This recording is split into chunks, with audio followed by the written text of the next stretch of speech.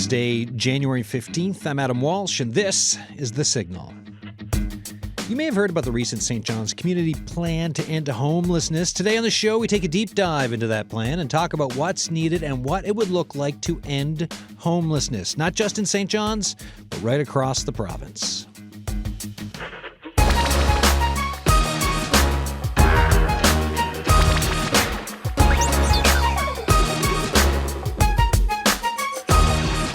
Yeah, so we'll dig into that report. There will be an urban-rural part of the discussion, an island, Labrador part of the discussion, you name it. It's the whole province. And as you're listening, right, if you've got thoughts around ending homelessness or thoughts around some of the issues around housing and homelessness in and around, in Newfoundland and Labrador. Not around it because that'd be the water, Adam.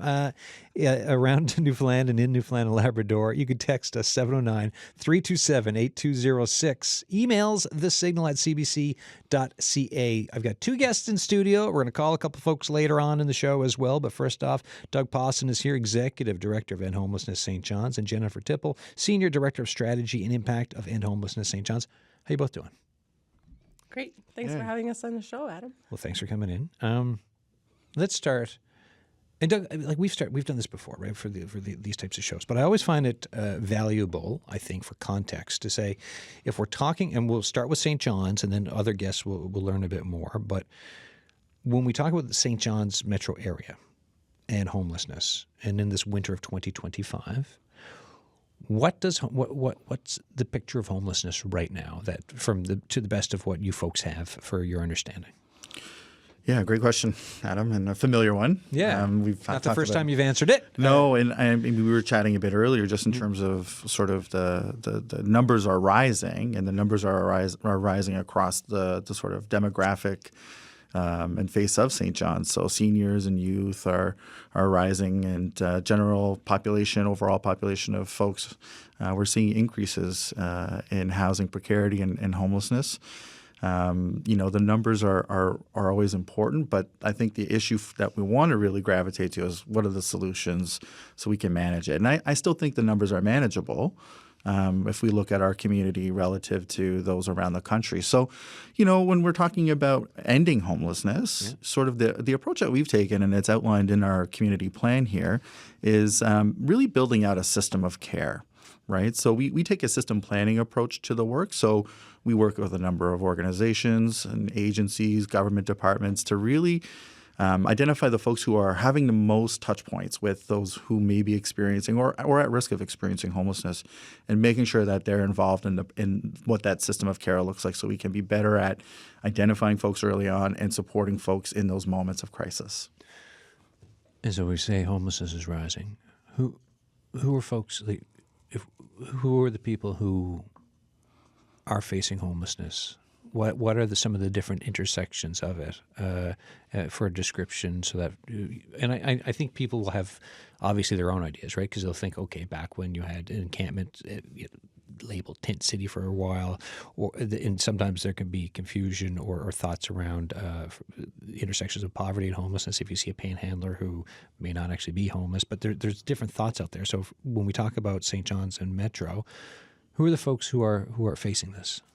Yeah, I think what we see with the recent cost of living crisis, people are starting to understand, oh, wait a second, like it's actually, the thinning of the safety net has made it so that a lot more people could be vulnerable to homelessness. And it's kind of that intersecting factors. Like usually poverty is a huge element of it to some degree. But people talk about being one event away a lot of the time from homelessness. It could be you get evicted these days in the middle of the housing crisis, and finding a new house is not something that you can do the way we used to do in the past. You call a few landlords, you get a few answers, you take your pick. That's a different landscape than it was a couple of years ago.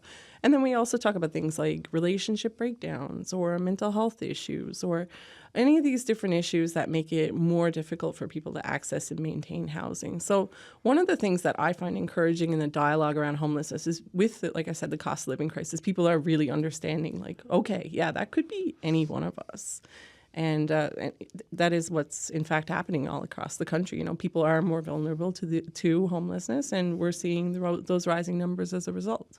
Yeah, and then I guess some of the responses can be, so if I'm renting and rent goes up, and I can't afford it, so then I'm okay. Where do I go, right? And there's not a lot of choice around, and especially depending on my income bracket. Or if I'm in a spot and my landlord's like, actually, I'm Airbnb in this, and you go through the process of changing it. Maybe you go to couch surfing, right?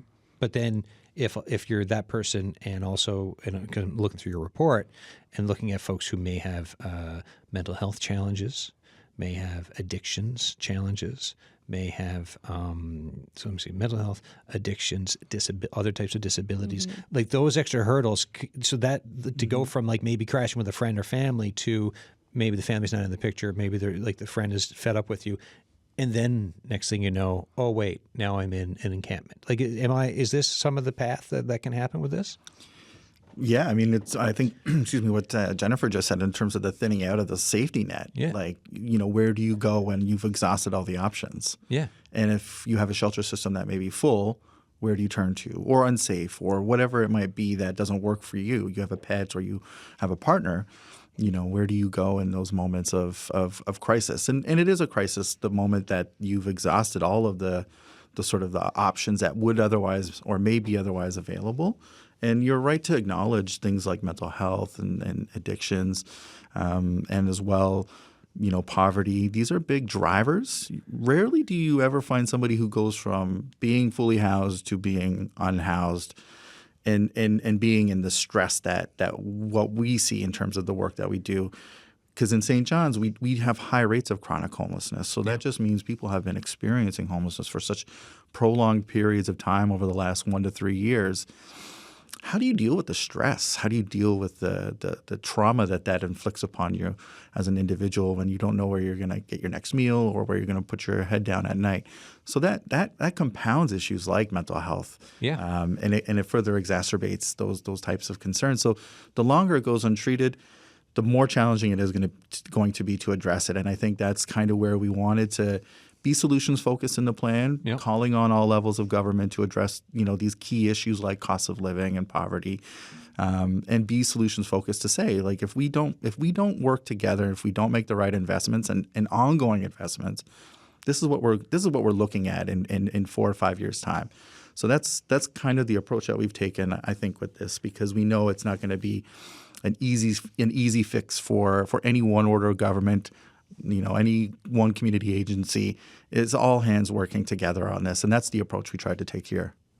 And you mentioned at the start there, and rates of homelessness going up, and this is in the report. So I know people will ask then, are we failing? Is it even possible to end homelessness?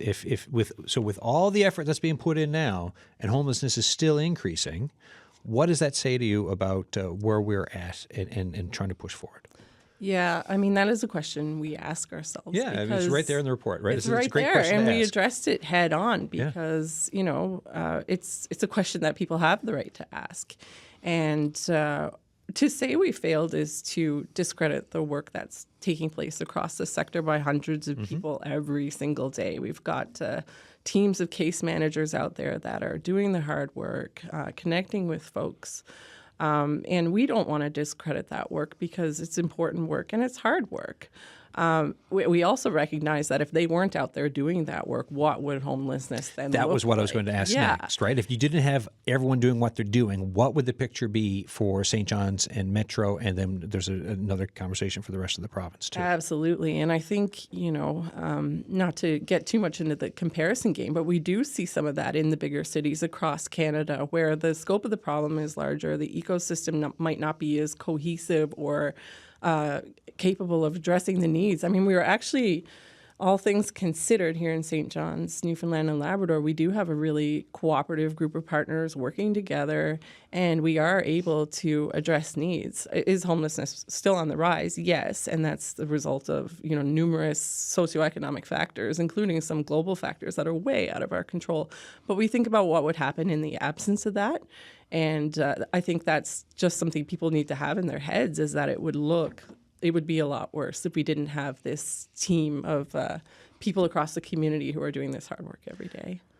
Before I go to one of our call-out guests, I'm just thinking of give me an example of something that's happened in the last couple of years that you're like, you know what, this is an example of work that is moving the goalposts in a positive way. That is stemming some of what is like this tide or whatever that for homelessness. Yeah, I was just going to say, in terms of the work that we're doing, and it kind of builds off of Jennifer's answer, in terms of our ability to coordinate with so many community partners and agencies who are doing this work, we've been able to get that sort of community-wide and system-wide understanding of homelessness in our community.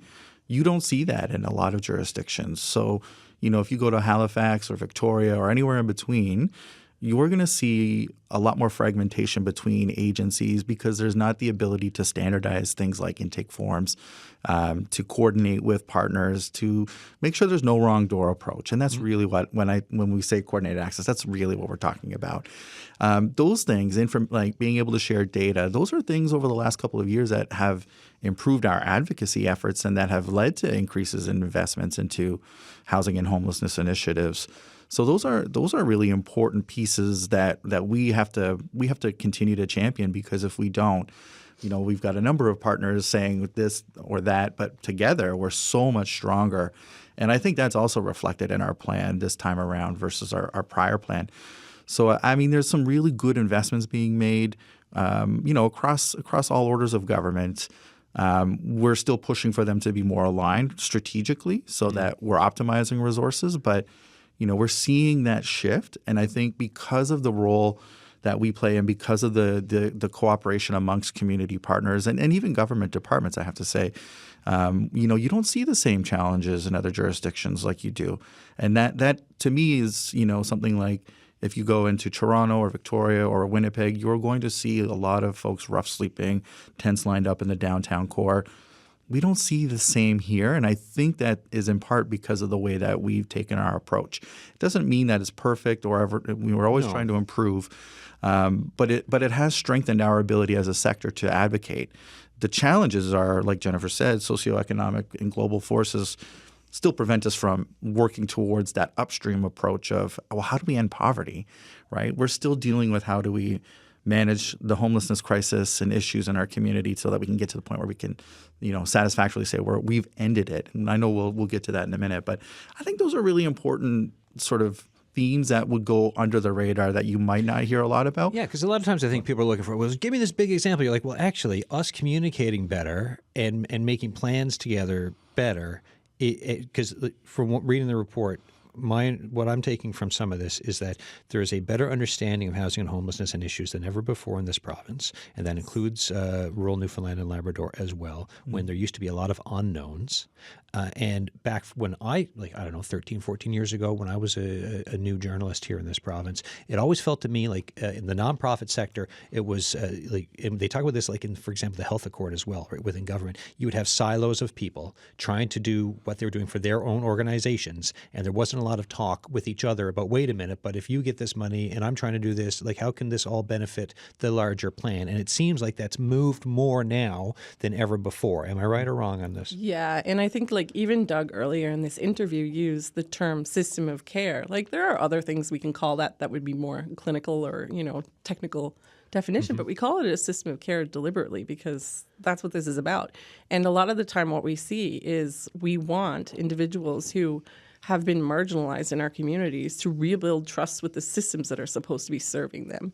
And a lot of the folks that are experiencing homelessness, trust with the public systems has disintegrated over time because of things like intergenerational trauma or being shut out of the job market or not being able to access services because, the systems that are designed to serve them have been discriminating against them. So we really want to rebuild that trust with every single resident of St. John's and then across the province as well. Yeah, and to pull again from the report, it's not about having people fit within the system. It's having the system be able to be reactionary to what people need. And that's been the story so many times, from everything from transportation hurdles for interviews to discrimination and everything else that goes on, right? Absolutely. And I mean, to add to the wins, I would say, we've seen governments respond to pressure and one of those responses was the transition house at 106 Airport Road. So we've taken on the operations of that, but we've done so in such a way that we have integration of health services, community services as well.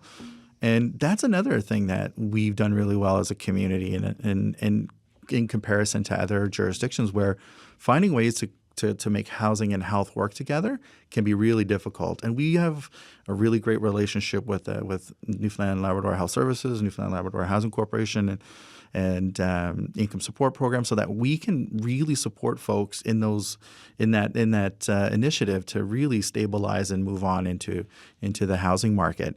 But that's aligned with our strategic objectives that we as a group and as a community are supporting individuals to make that work. And that integration of health services and government services is absolutely essential. I've got a guest who's going to join us now for the rest of the show. Noreen Coreen is on the line, Board of Director Chair, NL Housing and Homelessness Network for rural Newfoundland and Labrador. Hi, Noreen. How you doing? I'm doing great. Hello to you all. All right. So you live in Lab West. You in Lab West now? I am in Lab West. I live in Lab West, and I will be living in Lab West 50 years in February. 50 years. So, yeah, just a little bit of time in Labrador West. What if...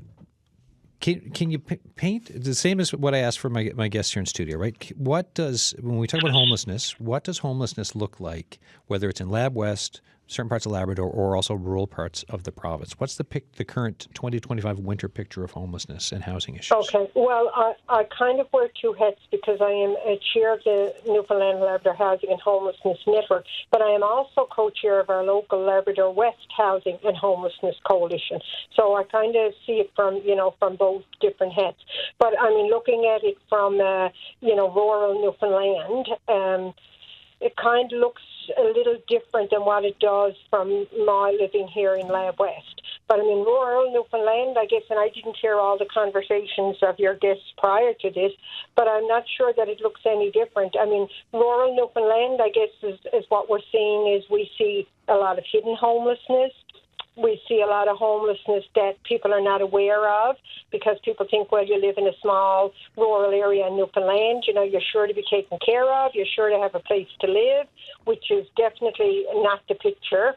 They're far away from resources. I always say, if you live in a little place like Nippers Harbour or you live in Isle of Mort, you are very far away from resources, and you can be very, very far away from getting your needs met. Now, Labrador West is a whole different kettle of fish. Go into it for us, if you could. So interesting, because this morning, I took part in the Iron Ore Company of Canada every year bring together community stakeholders so many times during a year. And, this is what we were talking about. Of course, housing issues is a major. We have a 0 vacancy rate in Labrador West. 0. Okay. Like, a 0, absolutely. And anybody who is or is not familiar with Labrador West, we have very long, cold winters. We cannot drive to a neighbouring town to move homelessness people back or forth. We don't have anywhere to drive them to.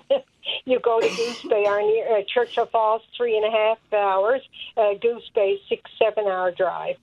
We have many seniors in our community in Labrador West who, because of industry and because of booming, have been evicted from their present situation of living. Because if I am a contractor and I can pay $2,000 for my worker's apartment, well, then we know what happens to those who cannot pay. Right. And for those seniors, if you've got a 0 vacancy rate, if you've got stories of seniors and other folks being forced or being pushed out because of affordability, because of the local economy and just the realities of Labrador West, where do these seniors end up? Well, and it's not only seniors. No, and others, yeah. Yeah, we have many single individuals and, persons living on very low incomes. Well, what the only options we have is, we just lucky enough to just finish up actually construction on our emergency shelter, which was a 3-bedroom. We're just finishing up construction on moving it into a 7-bedroom emergency shelter. So that has been wonderful news.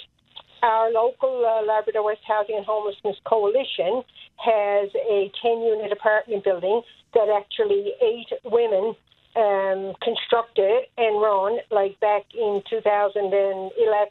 So we have those pieces. But many residents will find we're moving them around. We will put them on a flight. They'll go to St. John's. They want to go to more urban areas. They feel there's more resources, there's more opportunity, and this is what we do. We just keep moving the problem somewhere else. Right. So for some folks sent to St. John's. And before I go back to my guest here in studio on some of the points you're making here, what do you think is needed then? So you talked about emergency shelters. What is needed in Lab? My guess is like affordable housing is off the top of my head, but like I just want to hear from you and what you think is needed. Absolutely. We just do not have enough of affordable housing. That's number one issue. We need to have a better handle on the workforce that we have right now, fly in and fly out options. A lot of contracting companies are taking up a lot of the housing that we have here, as I spoke to, can afford to pay the prices, that are required. There's many things that that contribute to where we are. I always, because I've been involved in this for many years, and I always say, I love economic development. I love it more than anybody. I have a son who lives here. I got family here. We worked here. We grew here. But there has to be a balance.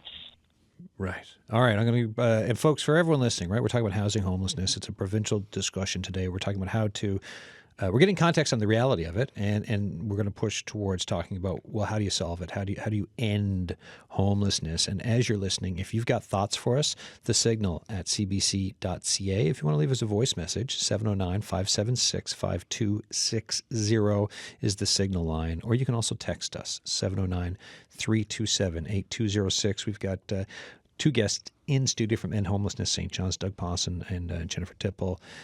Thoughts on what Noreen's saying there, right? Because so you've got this picture of zero vacancy rates in Lab West. You got folks being sent down to St. John's because they can't find anywhere else, and then that can feed into some of the issues that we have here. And we've heard this before, like when I've done shows with Choices for Youth too, right? You get young people sent in, whether it's on a bus or something else, to where services are. What are your thoughts on what Noreen's saying? Yeah, I think that's part and parcel of any resource-based economy. Yep. And, it's a double-edged sword because resource projects are so lucrative and so important for our province's economy, but they do tend to distort the housing market, especially in these smaller rural places. Yeah, it's a poor planning issue, right? Like this is if you're, when the boom is coming, you plan around it, you have housing for it, you have spots for the workers, and you have your shelters, but you have affordable housing. And if you're not doing that, to me that sounds, here's the question at the end of that, is that not poor planning? Yeah, and I think, like Noreen said, I mean, you can to some degree, like we've seen, the fly in, fly out kind of thing, which does also create another problem of kind of destroying the community because you have a bunch of people who are parachuted into a community with no connection to that community, which is another issue. But, what we see certainly in St. John's is exactly what Noreen said. I mean, if you are in a community like Isla Morton, you haven't got the services, and then you've got a mega project or something on top of that, it creates, you don't have the resources to support you where you live with respect to your needs. And then you also can't access the housing market anymore. So where are you going to go? Probably to the nearest big city center. So we do see that. And I think you're right. It is something that, I'm glad that we have the opportunity to speak on it here too, is because we're not just talking about homelessness. We're actually talking about the socioeconomic health and integrity of our entire province and our economy, and especially heading into likely 3 elections in this year. Definitely. Three elections this year, definitely happening this year. Yeah, because, we're talking about these big issues with respect to, mega projects like Muskrat Falls and all that. But how does it relate to housing and homelessness? And how can we ensure that we're not just talking about homelessness in the context of, these people that are affected by it? It actually affects all of us. It affects this socioeconomic fabric of the communities that we love and that we live in and that we work in and that we raise our kids in.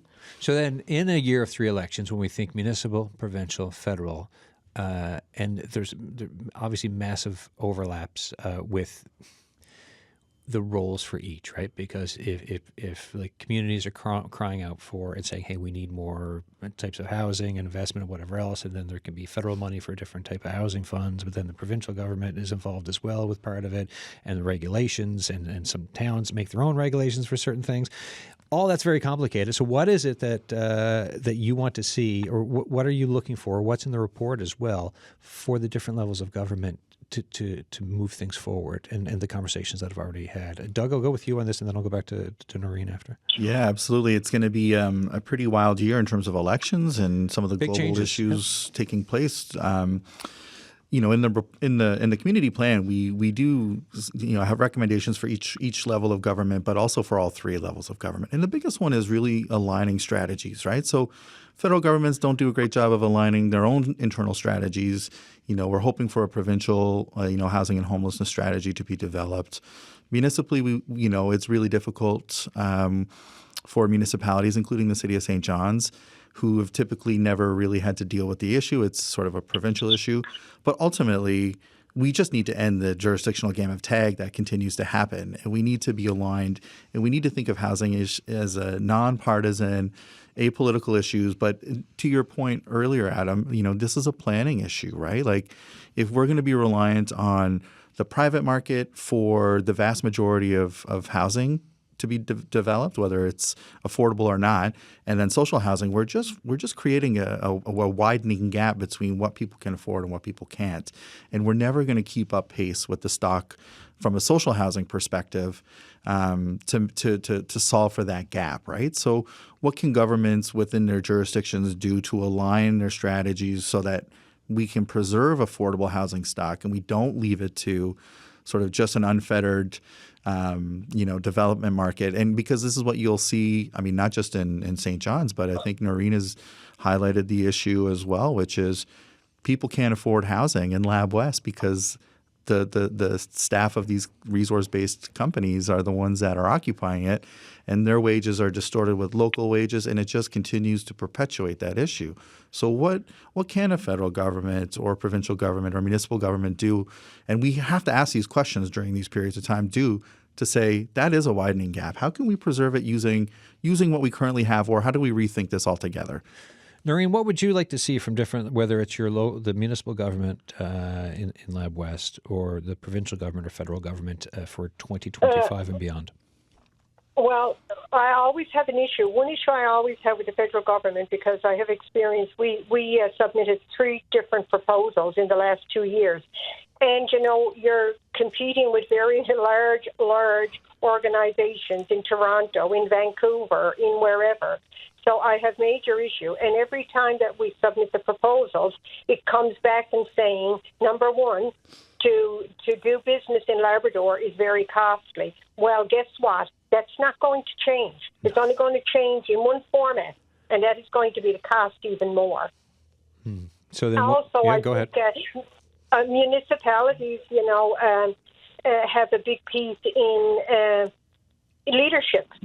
They certainly need to be the leadership in their communities with leading development and inviting developers and making way for developers to come into different towns and communities, because what is needed is more affordable housing. We just lack enough affordable housing. We just don't have it. It doesn't exist. So until something changes, that piece is not going to change. So when you talk with local municipal leaders and your provincial MHA and possibly your MP, what do if they're living in the community or visiting the community, they're obviously aware of what's happening. What are they telling you? Well, I guess it's interesting because all these people were around our table this morning when we had our what we call our community advisory panel. It's different, all different groups around, and I guess the thing is that what they're saying is no one organization can solve these issues of homelessness. We have to, and I think it was one of your persons there spoke to it earlier. We have to come out of the silos. In order for things to work and for us to move ahead and change the status of homelessness, we all have to work together. So it doesn't sound like that's happening. But it doesn't sound like that's happening for Lab West. So, I mean, it's one thing for them to acknowledge that's the issue, but it's also kind of funny that you have these people around a table saying, well, we all need to work together. And you're like, okay, so do it. And like, why do you think they're not getting traction? I'm not really sure. Like I said, I've been here a long time, and I haven't figured that part out because, in order for things to be successful, we all got to work together. And other than that happening, we're not going to solve any of the issues, whether it's around healthcare, whether it's around homelessness, whether it's around industry boom. This has to happen in order for things to be successful. All right. I'll get you to sit tight for a moment. We're going to go to Krystal Saunders, who is the Housing Support Services Manager with the Nunatsiavut government. Hi, Krystal. How you doing? Hi, good morning. Thanks for coming on the show. The same question I asked each of the guests, right? So when we're talking about with Nunatsiavut, the picture of homelessness and housing challenges in the winter of 2025, paint us the picture. What's the reality that you're seeing for folks to be able to understand? I think the reality's been the same for a few years now. The federal housing advocate called the housing in Nunatsiavut abominable when she was there in 2022, and I don't think a whole lot has changed since then. It's still a situation with severe overcrowding and deplorable conditions in the homes. And, of course, that creates a whole host of social challenges. We're seeing always increases in domestic violence and more interactions with CSSD around children being removed from the home. And I think because of that, a lot of our Indigenous folks are moving to more urban centers like Happy Valley Goose Bay to try and meet their housing needs. But unfortunately, the housing market here, similar to Lab West, is very high rents, starting at $1,500, and that's for probably a one-bedroom basement apartment. So that's just not affordable for folks. So we're seeing huge wait lists for our affordable housing, Newfoundland and Labrador housing or Melville Native housing, and then we're seeing an increase in shelter usage. So our shelter, we've got one emergency shelter in Goose Bay, that's way over capacity, and then we've got our overflow that we use, the Labrador Inn, and that's now got an overflow inside of it as well. So, the numbers continue to rise. We have seen some new units go up in our community in the last few months, and we're starting to see folks move in. So that's been really, really exciting after years and years of very little, if any, movement. So now we want to see more. We're happy with what we've got, but again, it's working, so we need to not lose the momentum and to, most importantly, create those housing options in land claims, because people shouldn't have to leave their home communities in order to access housing. So to build on what's already been built recently, right, to have more of for housing in communities, what needs to happen? Is it just putting the person power behind the effort and doing it? What are some of the other things that need to happen to pave the way for this? Well, I think the challenge, and Noreen just touched on it, is when we're applying for the money, the federal money in particular, we're competing nationwide, so we do get turned down sometimes. And the other challenge is finding the contractors and getting the supplies, I think, into the communities to get the houses up in a timely manner. It's one thing for the money to be there, but can we figure out we need to have the right people in place to and to not be restricted by funding, regimented funding, so that we can make it happen, make it work. And I think the best leader of that to make that happen would be the Indigenous communities themselves. They're excellent advocates. They know how things work on the North Coast. They know how to make safe and affordable housing. So we need to let them lead rather than trying to fit a square into a circle and try and have the federal government tell us how to build houses in our communities. Yeah, and you shouldn't be feeling like you're an oversight or not fitting as into, and this has already come up in the show, right? When you have systems and you're expecting people to fit into the system as opposed to the system being there for folks. And if we're talking about Indigenous communities, and to go back to this End Homelessness for St. John's report, for Indigenous communities, if you have Indigenous leaders who are being listened to and not having to fit in with whatever federal program and maybe or maybe not getting money, then that can easily, or that can pave the way, make it easier to get housing built that's adequate and suitable for communities, for folks who need them. Absolutely. I think the role of the provincial, federal, and even municipal governments would be more of that of, here's the money, and I think the leadership needs to come from within the communities themselves. I mean, speaking from Happy Valley Goose Bay, I think some of our most successful programs are Indigenous-led, for our Indigenous folks, of course. I mean, it sounds like common sense, but unfortunately it's not. And, we've got a shelter in Nain, a shelter in Hopedale, and a shelter in Happy Valley Goose Bay that's all run by the Nunatsiavut government. The reason that it's as successful as it is because we are the leader in that, and we know how we need to deliver our programs that's going to reach the folks who need it. Yeah, you know your people, and the cultural connection there is so you don't have it just obviously will make it easier for folks, right? Right, and understanding the history and the context behind how folks found themselves in these positions. I mean, that's huge. Yeah, as opposed to an outsider coming in and being like, "What is 100%. Yeah. All right, Krystal, I appreciate you coming on the show to talk about this as always. Thanks so much. Cheers. Krystal Saunders, our Housing Support Services Manager with the Nunatsiavut government. Folks, as you're listening to this housing and homelessness show, and we're turning the corner now to look at more on solutions, right? We've heard a bunch of context, and we're dipping into some solutions there, like with Noreen, who's on from Lab West, also Krystal Saunders just there. If you've got thoughts, the signal at cbc.ca, or you can call the signal line and leave a message, 709-576-5260. Going back to my guests here with me in the studio, we've got two folks from End Homelessness St. John's, Doug Pawson, Jennifer Tipple. Any thoughts on what you're just hearing there from either from Krystal or if you want to push things forward? Yeah, absolutely. A couple of those threads we'd like to pull on. Yeah. Certainly we're seeing now more than ever, it's important for us to work together. And like Noreen and Krystal both said, I mean, we're not getting our share of the pie in terms of federal funding. And we're competing against major city centers that obviously have that critical mass. They can realize the economies of scale in a project easier. When you're looking at something like Lab West, I mean, yeah, it's going to be more expensive, and you also don't need the volume of units, so the cost per unit is naturally going to be higher. And the bigger centers also, even on a simple note, they have people who do the paperwork, right? Well, unlike in rural Newfoundland and Labrador, where it's like, wait, I'm doing 18 jobs, and we don't have, there's issues with that. Yeah. So I think we've seen that change even since we released this community plan. We've seen kind of that mentality shift that people realize that we need to be working together.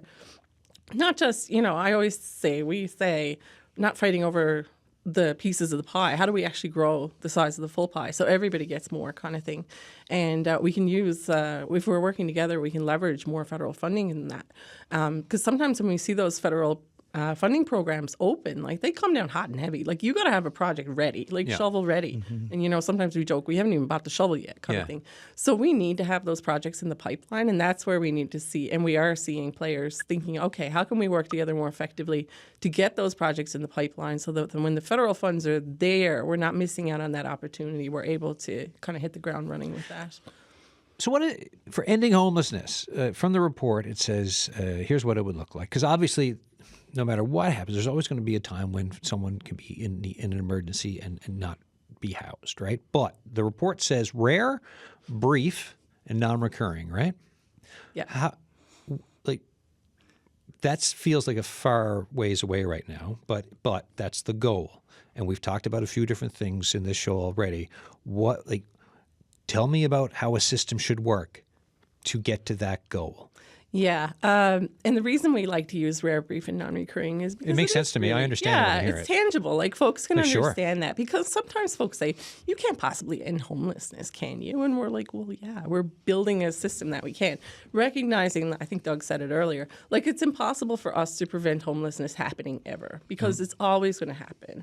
But when it happens, the system is able to respond effectively so that the duration of homelessness is as brief as possible. You would end chronic homelessness and you would have a system that could react for when people do need a home and wraparound supports and whatever else. There's a system in place that can react to them and their individual needs and predicament. Yeah, and I think, using that terminology around system of care, it's so that we can move away from just the crisis-driven responses, so that we can create those touch points for folks who who don't need to be, already evicted, for example, but know where to go to access housing supports. Or if they have a health issue or a mental health issue, they know where to go to get supports prior to their housing stability being jeopardized. So moving away from the crisis-driven responses that so much of our emergency services are built on, and that will allow us to expand that system of care, right? The education system is a great example of that can play a role in supporting some of that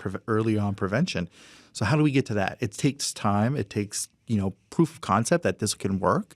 And that's kind of what we're building towards right now. And, we're starting to see some of that where people can get that eviction prevention supports or housing supports prior to eviction. But so much of the funding, and coming back to that conversation, is driven by being there in the emergency, right? And we're trying to solve for those. So it's difficult to say, maybe we should be investing in early prevention activities and efforts, because if we don't do that here, we know what's going to happen 5, 10, 15, 25 years down the road. But it's really hard when there's a crisis because you got to invest in the crisis. But you can't ignore the preventative efforts either.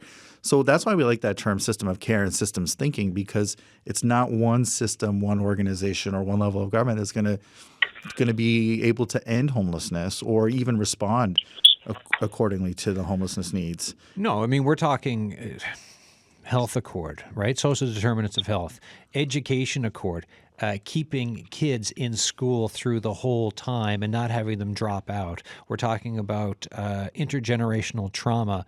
Like so much of, we did a previous show before the holidays, and you look at Newfoundland and Labrador, and if you talk poverty and trauma, well, like that's a big part of the conversation for all of us and all of our families for trying to figure out how to have a healthy, thriving society, right? Mm-hmm. And the trauma of poverty also. That's what I mean. Like it feeds into it. And then if you're just in crisis mode, like you're saying, Doug, then how can you have systems that are there for the longer bit of like, okay, do you need a shelter? But then how, like, is it appropriate for you? How do we get you into wraparound supports and housing? And how do you like graduate and move on from that into perhaps needing fewer supports and having housing and living and working and then maybe even thriving down the road, which like all that's not there right now. No, it's a patchwork, and I think just I guess to build off my earlier point, and something that we've talked a bit about in the plan, and something that I've said repeatedly is that we need to think of social policy as good economic policy, right? Mm-hmm. Totally. If we invest and think differently of social policy as a broader approach, like the Health Accord addresses, we can make the investments in more preventative efforts so that people have access to support services. And when we invest in individuals and families and communities around the province, we're going to get better longer-term outcomes. So we can't think of things like just a response and a crisis response as problem solved. It's not solving the problem. We're going to need to build more of those responses, as the years go on if we don't think of it. And so much of our sector, the nonprofit sector, community sector, we're thought of, or social policy more broadly, is thought of as cost drivers, right? We don't talk about cost benefits. We talk about it's an expense to the province. It's a burden to taxpayers. And we have to flip the script on that somehow to start thinking that good social policy that invests in individuals and families and communities is going to generate longer-term outcomes. And housing is part of that. It's part of economic development policy and planning, as you mentioned earlier, Adam. It's also part of, our social and health policies. And we have to start thinking about it in that context. Safe, appropriate housing, right? Enough to eat and appropriate food for you.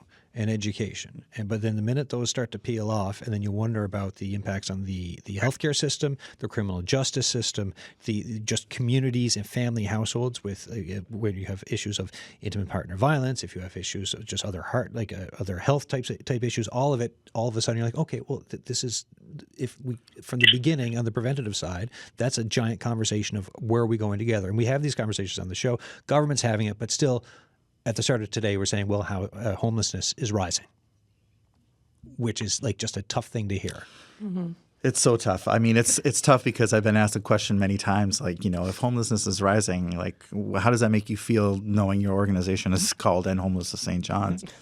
And I think, to Jennifer's point earlier, what if the work that we were doing wasn't happening, right? That counterfactual kind of matters in this work because increasingly we're seeing the complexities of individuals increase as well, and in part because that thinning of the social safety net, right? So once those preventative efforts kind of are gone and crisis-driven responses are your only social safety net, it becomes more challenging, right? So those are important measures that we have to think about. And like we said through the show too, right? The fact you have this report, you understand more than ever before that you have there's discussions with partners across different levels of government and in communities about the way forward and what you're trying to do. Just understanding that is part of it. Noreen, any thoughts on the conversation and looking ahead for this year and beyond? I know you talked about the housing situation and what folks are saying and not saying when it comes to action. Any other thoughts on what is needed in the near to kind of perhaps a little bit distant future for Lab West? Anything you haven't brought up yet? Well, I don't know if there's anything I haven't brought up, but what needs to happen is, again, we just lack affordable housing. Yeah. We lack the infrastructure for affordable housing. We lack the absence of attracting private developers to build affordable housing and to other sort of housing as well, so that we can free up many of the housing units that we have right now. If we were to have a major investment in seniors housing, we would solve a lot of the housing issues around for other organizations, like the mining companies, the contracting companies. So there's many ways of approaching the issue that we're experiencing. Any thoughts from both of you on what Noreen's saying, or to kind of put it into look at the urban side? The way we look at it is kind of a three-legged stool in terms of what we need, because it's the housing, it's the supports, which you just touched on, and it's also the funding in order to be able to do all of that. But what Noreen said is absolutely right. We abide by the housing first philosophy, in which people deserve a place to live, and that is a requirement to be able to work on the other elements of your life. Essentially that's what it is. And what we're saying and what we're seeing in terms of homelessness increasing is we can't expect people to be at their best. And, what Doug was saying in terms of economic performance and contribution and all that, we can't expect people to be at their best if we simply don't have enough houses for people to live in. We have a housing deficit in Newfoundland and Labrador, right? No matter wherever you're looking, when you have homelessness issues, there is a housing deficit. Now, there's an affordable housing deficit. There's across the board, from rentals to affordable housing to other types of housing because of the metro population growth, right? Yeah, the province is ticking upwards, even though long term we're going to tick downwards. But 540,000 and change is the population.